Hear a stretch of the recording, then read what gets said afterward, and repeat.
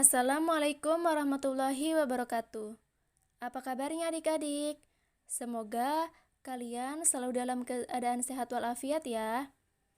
Meskipun kita semua melakukan kegiatan pembelajaran daring, jangan lupa untuk selalu bersemangat dalam mengikuti kegiatan pembelajaran.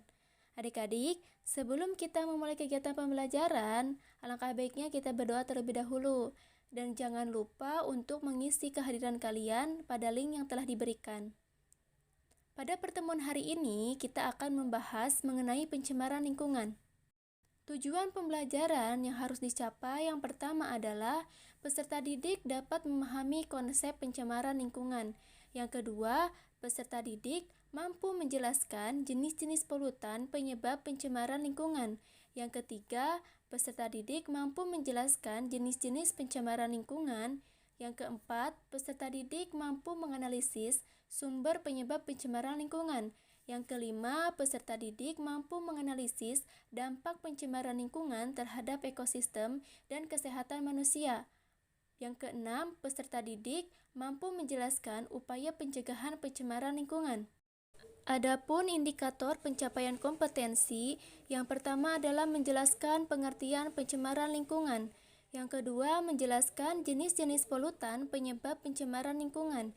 Dan yang ketiga, menjelaskan pengertian pencemaran air. Yang keempat, menganalisis dampak pencemaran air bagi ekosistem dan kesehatan manusia, serta upaya untuk mengatasi pencemaran air. Adik-adik, apakah kalian pernah melihat orang yang membuang sampah ke sungai? Apakah yang akan terjadi jika perilaku membuang sampah ke sungai dilakukan terus-menerus? Tentunya perilaku tersebut dapat menyebabkan sampah di sungai menumpuk, sehingga hal tersebut akan menyebabkan terjadinya pencemaran air.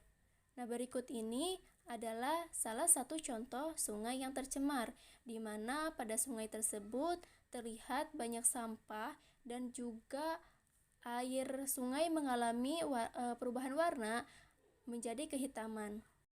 Apa sih pencemaran lingkungan itu?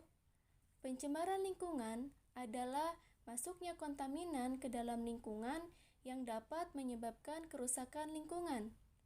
Sedangkan menurut Undang-Undang Republik Indonesia Nomor 23 Tahun 1997 bahwa pencemaran lingkungan adalah masuknya atau dimasukkannya makhluk hidup, zat, energi, dan atau komponen lain ke dalam lingkungan hidup oleh kegiatan manusia, sehingga kualitasnya turun sampai ke tingkat tertentu yang menyebabkan lingkungan hidup tidak dapat berfungsi sesuai dengan peruntukannya.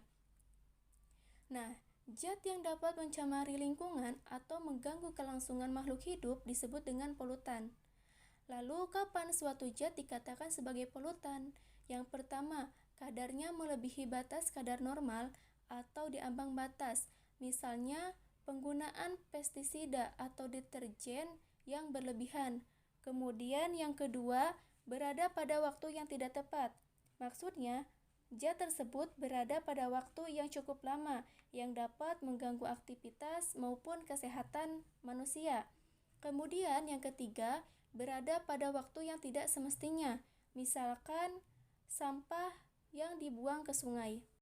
Selanjutnya yaitu jenis-jenis polutan. Berdasarkan sifatnya, polutan dibagi menjadi dua jenis, yaitu polutan biodegradabel dan polutan non-biodegradabel. Polutan biodegradabel adalah polutan yang dapat diuraikan oleh proses alam seperti kayu, kemudian kertas, sisa makanan, sampah, dan dedaunan. Sedangkan polutan non-biodegradabel adalah polutan yang tidak dapat diuraikan oleh proses alam, sehingga akan tetap berada di alam dalam jangka waktu yang lama. Contohnya adalah kaleng, kemudian gelas, styrofoam, plastik, dan lain-lain. Berikut ini merupakan contoh gambar beberapa polutan atau sampah yang tidak dapat diuraikan, dan meskipun bisa diuraikan, sampah ini memerlukan waktu puluhan bahkan ratusan tahun untuk dapat terurai. Berdasarkan wujudnya, polutan dibagi menjadi tiga, yaitu polutan padat, polutan cair, polutan gas. Polutan padat contohnya adalah kertas, kaleng, besi, logam, dan plastik. Sedangkan polutan cair, contohnya adalah tumpahan minyak, pestisida, dan deterjen. Polutan gas, contohnya adalah CFC, kemudian karbon monoksida, karbon dioksida, dan metana. Jenis-jenis pencemaran lingkungan. Pencemaran lingkungan terbagi menjadi 3 jenis. Yang pertama ada pencemaran air, kemudian yang kedua pencemaran udara, dan yang ketiga pencemaran tanah. Apa sih pencemaran air? Pencemaran air itu adalah masuknya makhluk hidup, kemudian zat, energi, ataupun komponen lain ke dalam air. Akibatnya, kualitas air turun sampai ke tingkat tertentu yang menyebabkan air tidak berfungsi lagi sesuai dengan peruntukannya. Seperti yang kita ketahui bahwa air sangat diperlukan oleh makhluk hidup, terutama bagi manusia. Air digunakan untuk minum, mencuci, memasak, dan kebutuhan lainnya. Namun, karena ada zat pencemar yang masuk ke dalam air, menyebabkan air tercemar, sehingga air tersebut tidak dapat digunakan untuk minum, kemudian mencuci, ataupun untuk kegiatan yang lainnya. Lalu bagaimana air dikatakan tercemar? Air dikatakan tercemar apabila air mengalami perubahan warna, kemudian menimbulkan bau, dan juga mengalami perubahan rasa. Sumber penyebab pencemaran air yang pertama ada limbah rumah tangga. Limbah rumah tangga ini terbagi menjadi 3, yaitu ada limbah organik, anorganik, dan limbah kimia. Limbah organik contohnya adalah kulit buah, sayuran, sisa makanan, kemudian kertas, kayu, daun, dan lain sebagainya. Limbah anorganik contohnya adalah besi, aluminium, plastik, kaca, kaleng bekas, cat. Kemudian limbah kimia yang dapat menyebabkan pencemaran air adalah deterjen. Deterjen dapat menyebabkan pencemaran air bila digunakan secara berlebihan.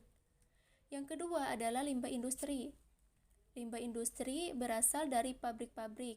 Contohnya di sini adalah limbah industri yang berasal dari pabrik tekstil, limbah pabrik kertas, limbah pabrik baja, limbah pabrik emas, kemudian ada limbah pabrik cat, dan limbah pabrik yang lainnya.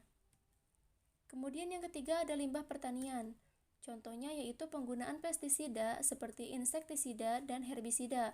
Selain itu juga penggunaan pupuk seperti urea dapat menyebabkan pencemaran air.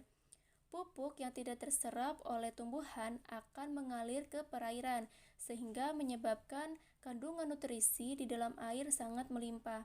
Hal tersebut dapat menyebabkan terjadinya blooming alga atau ledakan alga dan juga dapat menyuburkan tumbuhan air, misalkan seperti eceng gondok.